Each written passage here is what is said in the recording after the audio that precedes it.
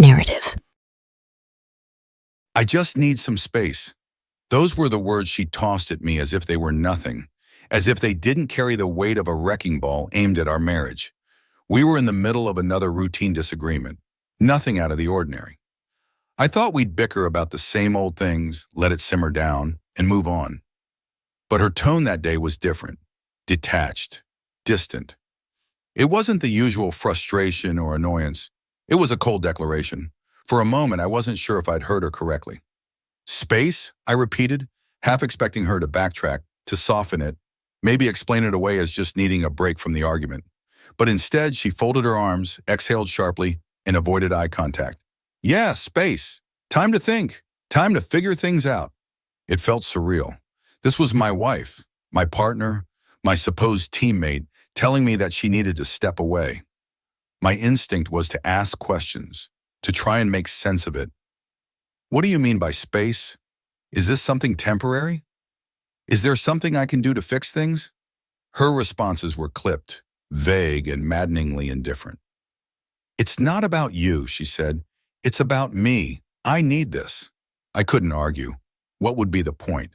It was clear her mind was made up. But the way she said it, the casual nature of her delivery, made it sting even more. It wasn't a plea for help, nor a cry of frustration. It was a decision she had apparently been considering for some time, and this was how she chose to announce it. After that, I walked away, not out of anger, but because I didn't trust myself to keep speaking. My head felt like it was spinning. I didn't know how to process what had just happened. It wasn't the request for space itself that shook me, but the realization that this wasn't the first sign of trouble. It was just the clearest one. Later that night, as we both moved through the house in near silence, her words replayed over and over in my mind. I'd always known we had our issues, but I'd never thought she'd reach a point where she'd openly ask for distance from me. I kept wondering, what had I missed? What had I done or not done that made her feel like I was the one thing she needed to escape from? Looking back, I think I'd ignored a lot of the warning signs. The gradual disconnection, the way she stopped engaging in our conversations, her growing preoccupation with her own pursuits. It was like a puzzle I hadn't even realized I was trying to solve. And now the pieces were finally coming together. She didn't say it outright, but the subtext was clear. She wasn't happy, and she hadn't been for a long time. I spent the rest of the night wide awake, replaying every moment that could have led to this. I thought about the arguments, the compromises, and the sacrifices. I thought about the times I'd swallowed my own needs to prioritize hers, assuming it was what a good husband was supposed to do, and yet, here we were. The next morning, I tried again to open a dialogue. "Are you sure this is what you want?" I asked. I wanted to believe that maybe she'd reconsider, that maybe we could work through this together. But her response left no room for hope. "I just need time," she said, as if it were that simple. It wasn't simple for me. This wasn't how I envisioned my marriage going. I wasn't the kind of person who gave up easily, especially not on something or someone I'd invested years of my life in. But as I sat there staring at her, I realized something I hadn't before. She wasn't just asking for space. She was telling me that she was done trying. Whether she said it outright or not, her actions spoke louder than her words ever could. That was the moment I stopped asking questions. If space was what she wanted, then space was what I'd give her, just not in the way she expected. After that conversation, the silence in the house wasn't just uncomfortable, it was suffocating. She avoided me, moving through our shared space like a ghost, and I let her. What was there to say? Every time I thought about trying again, about reaching out, I stopped myself. What was the point? She'd made her position clear. Instead, I turned inward. My thoughts became my constant companion, and they weren't kind ones. I started replaying the years we'd spent together, trying to find the cracks I must have missed. And that's when it hit me. The cracks weren't hidden. They were right there, plain as day. I had just chosen to ignore them. I thought back to the early days of our marriage, how I'd thrown myself into being the best partner I could be. Whenever she had a dream, I put my own on hold to help her chase it. I shifted career plans because it made sense for her schedule. I spent hours listening to her vent about work, her friends, her family, always ready to offer support, always willing to be the steady foundation she needed. And when things got tough, when money was tight, when stress ran high, I was the one who shouldered the burden without complaint. Or at least I thought I hadn't complained.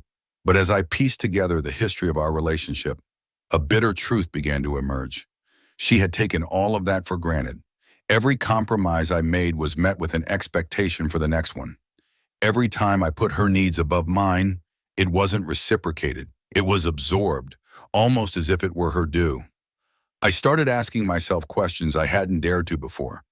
Had she ever considered my dreams as much as I had considered hers? When was the last time she had sacrificed something meaningful for me? I couldn't think of a single instance. I thought about the times I had canceled plans with friends because she needed me at home. The vacations we didn't take because she decided the money should go towards something else. The hobbies I'd let fall to the wayside because they didn't fit into her vision of how we should spend our time.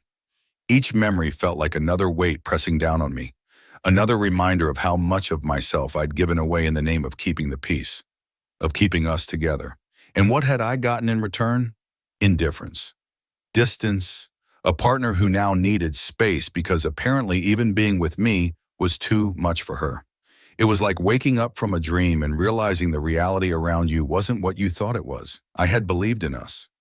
I had believed that we were a team, that our struggles were just temporary hurdles on the road to something better. But now it was painfully obvious. I was the only one fighting for this marriage. The realization made me angry, not just at her, but at myself. How had I let this happen? How had I allowed myself to become so small in my own life? I used to be ambitious, driven.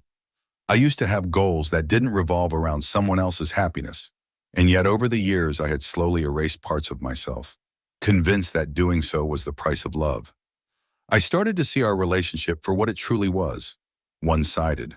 While I had been bending over backward to make her life easier, she had been drifting further away, prioritizing herself at every turn. The bitterness I felt wasn't just about her actions. It was about my own complicity. I had enabled this dynamic. I had let her needs eclipse my own, time and time again, because I thought that's what love required. Sitting there alone with my thoughts, I knew I couldn't keep living this way. If she needed space, maybe it was because she had taken too much of mine. It was time to reclaim what I had lost, even if that meant letting go of her in the process. I wasn't sure how to do it yet, but one thing was clear. The sacrifices I'd made for her weren't going to define me anymore. After days of reflection, the anger and bitterness started to settle into something sharper: clarity. I realized I couldn't change her mind. That wasn't my role anymore, if it ever had been. What was left for me to do? Keep chasing after someone who didn't want to be caught? Keep pouring everything I had into a relationship that had become nothing but an empty shell? No, that wasn't going to be my story. The first step was a decision, not loud or dramatic, but resolute. I was done trying to fix things for her. If she needed space, she'd get it, but it would come on my terms, not hers. For years, I'd been the one to bridge the gaps, to smooth over the cracks, to make sure everything kept moving forward. That wasn't my job anymore. She'd asked for time to think? Fine. I'd use this time to reclaim my life. It started with small but deliberate choices. I stopped chasing after conversations, no longer the one to fill the silence between us. The quiet was heavy at first, awkward and suffocating, but I refused to break it. If she wasn't going to talk, neither was I. For the first time in a long time, I let her feel the distance she'd been creating for years. From there, I began to dismantle the framework of our shared life piece by piece. The bank accounts were the first to go. I removed my name from anything joint and ensured my financial independence. I wasn't cruel about it, but I was firm. I had spent enough of my money supporting her whims and wants while ignoring my own. That era was over. Next, I started reclaiming the house. It had always felt like our space, but as I looked around, I realized how little of it actually reflected me. Almost everything, every piece of decor, every arrangement, was something she had chosen. I cleared out the things that no longer felt like they belonged. Her stacks of books and personal touches began disappearing into boxes. I didn't do it out of spite. I did it because I needed to make the space my own again. Emotionally, the hardest shift was letting go of the instinct to care. For years, I had made her needs my priority. If she seemed upset, I'd ask what was wrong. If she was overwhelmed, I'd step in to help. But now, when she came home looking exhausted or stressed, I stayed silent. When she sighed dramatically, waiting for me to ask what was bothering her, I didn't bite. It wasn't about being unkind. It was about unlearning the role I'd played for too long. The first time she noticed, she confronted me. "Why are you acting like this?" she demanded, her tone sharp with irritation. I met her gaze and said, "I'm respecting what you asked for. You said you needed space, and I'm giving it to you." She blinked, caught off guard by the simplicity of my answer. For once, I wasn't arguing or pleading. I wasn't trying to solve anything. I was just done. Her reaction was telling. She seemed confused, maybe even angry, as if she hadn't expected me to actually take her request seriously. But I didn't owe her an explanation beyond what I'd already said. If she wanted space, I was more than willing to let her have it. All of it. Each day I felt a little stronger. Each decision I made felt like a piece of myself coming back. The sacrifices I'd made in the past no longer felt like badges of honor. They felt like weights I was finally learning to set down. This wasn't about punishing her, or even about saving myself. It was about something simpler, reclaiming the respect I'd lost somewhere along the way. By the time she noticed how much had changed, how much I had changed, it was too late. I wasn't the same person she had taken for granted all those years. I wasn't waiting for her approval, her gratitude, or her attention. I was focused on one thing and one thing only, moving forward without her holding me back. It didn't take long for her to notice that things were shifting. At first, she seemed indifferent, as if the changes I was making didn't matter. She still moved around the house with the same detached attitude, still avoided meaningful conversations. But when she tried to withdraw money from the joint account one evening and found her access revoked, everything changed. She stormed into the living room, holding her phone like it was evidence in a trial. "Why can't I access the account?" she demanded, her voice sharp, almost incredulous. I didn't look up from what I was doing.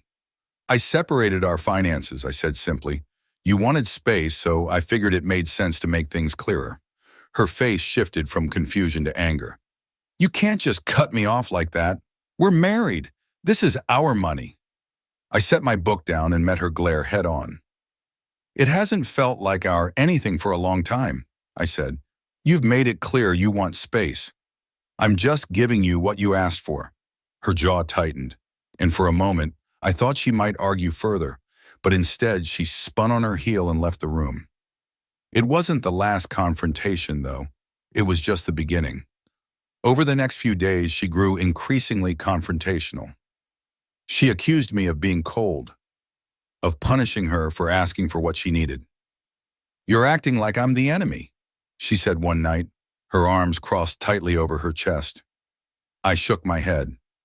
"I'm not punishing you. I'm respecting your wishes. You wanted distance, so I'm stepping back.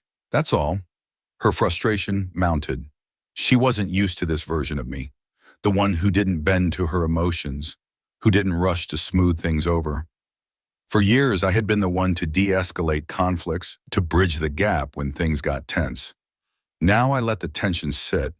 If she was uncomfortable, that was her problem to solve. The arguments came in waves, each one more intense than the last. "You can't just erase me like this," she shouted during one particularly heated exchange. "This is still my home, too." I stayed calm, though my patience was wearing thin. "No one's erasing you, but if you don't want to be part of this marriage, then I'm not going to keep living like I'm the only one holding it together." That seemed to sting.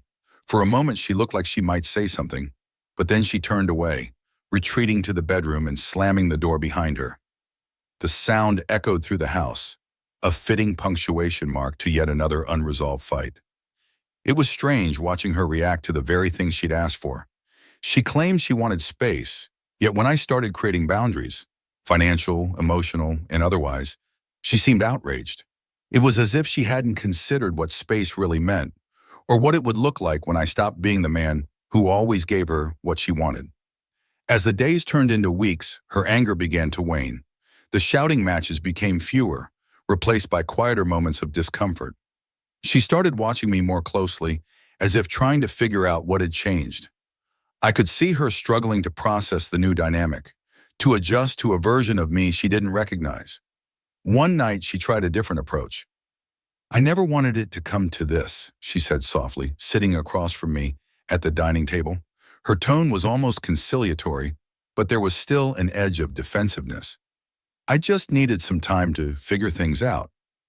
I didn't think you'd shut me out completely." I looked at her, really looked at her, and for the first time in a long time, I didn't feel the need to fix things. "I'm not shutting you out," I said evenly. "I'm just done giving more than I get. You asked for space. I'm giving you all the space you need." Her expression faltered, and for a moment, I thought she might apologize or try to explain herself. But instead, she just nodded, her lips pressed into a thin line. She looked tired, almost defeated, but I didn't offer her comfort. That wasn't my role anymore. The quiet that followed our last conversation wasn't an ending. It was a transition. I could feel it in the air. There was no more shouting, no more accusations hurled in frustration. She wasn't trying to argue or guilt me anymore, but that didn't mean she'd accepted things. Instead, it felt like she was waiting, watching, hoping I'd snap back to the man I used to be, the one who would bend, the one who would do whatever it took to fix things. But that man was gone, and I wasn't about to bring him back. I started taking the next steps to separate our lives, both practically and emotionally. It was methodical, almost mechanical, but there was a strange sense of relief in it. Every small action felt like reclaiming a piece of myself I'd lost somewhere along the way. The house, once a shared space, became my focus. I started with the physical clutter, the things that screamed of her presence, her decorations, the framed pictures she insisted on hanging in every room, even the throw pillows she had bought to brighten up the space. One by one, they went into boxes. I didn't ask her permission. I didn't need to. If she wanted them, she could take them when she left. The process wasn't without resistance. One afternoon, she walked in while I was packing away a set of decorative trinkets she'd brought home years ago. "What are you doing?" she asked, her voice sharp with accusation. "Clearing out the things I don't need anymore," I replied without looking up. Her face hardened. "This is still my home too. You can't just throw everything away." I paused, meeting her gaze. "I'm not throwing anything away. If it's important to you, take it. But I'm done living in a space that doesn't feel like mine." She didn't respond. Instead, she turned and left, slamming the door behind her. But this time, I didn't flinch. The anger in her reaction wasn't my problem anymore. With each box I packed, I felt lighter. It wasn't just about removing physical objects. It was about removing the weight they carried. Every item had been part of a life I had worked so hard to build, but it was a life that didn't truly reflect who I was. Stripping it down to its bare bones felt like starting over, not just in the house, but in my own identity. Emotionally, the changes were harder. I had spent so many years wrapped up in her moods, her needs, her problems. Detangling myself from that wasn't easy. At first, I'd catch myself wanting to ask how her day was, or offer to help when she looked overwhelmed. But I stopped myself every time. She had made it clear she didn't want my involvement, and I wasn't about to offer it anymore. There were moments when I wondered if I was being too harsh, if maybe I should soften, give her one more chance. But then I'd remember all the times I had put her first and been met with indifference. This wasn't about revenge or punishment. It was about self-respect. I wasn't trying to hurt her. I was trying to heal myself. The more distance I put between us, the more I realized how much I had lost in our marriage. Not just time or effort, but pieces of who I was. I started revisiting old hobbies I had abandoned, dusting off my guitar, picking up books I'd been meaning to read for years. I reached out to friends I hadn't seen in far too long. It was strange at first to focus on myself. It felt almost selfish, but also necessary. For the first time in years, I wasn't living for someone else. She noticed the changes, of course. Her expressions grew tighter, her demeanor more reserved. She tried in small ways to reestablish the dynamic we once had. Casual comments, shared jokes, small gestures meant to test the waters. But I didn't engage. Not out of spite, but because I couldn't go back to that version of myself. I wouldn't. When the last box was packed and the house finally felt like mine again, a strange sense of peace settled over me. It wasn't the kind of triumphant peace you see in movies, with victorious music playing in the background. It was quieter, humbler, like exhaling after holding your breath for too long. I didn't feel victorious. I felt free. She didn't leave immediately. For a while, she lingered in the background, as though testing whether the changes I'd made were permanent. I could feel her watching me, her presence more of a shadow than a partnership. She was waiting, perhaps hoping for a crack to show in my resolve. But there was none. I wasn't playing games. I wasn't holding out for her to wake up one day and choose me again. I'd stopped waiting for her the moment I started choosing myself. Eventually, she tried to reconnect in earnest. One evening, as I was sorting through the last remnants of shared belongings, she approached me, hesitant but determined. "Can we talk?" she asked, her voice softer than it had been in months. I glanced up but didn't stop what I was doing. "About what?" She hesitated, then took a deep breath. "About us. About everything that's happened. I know I haven't been fair to you. I know I've made mistakes, but I think we can fix this. I'm willing to try if you are."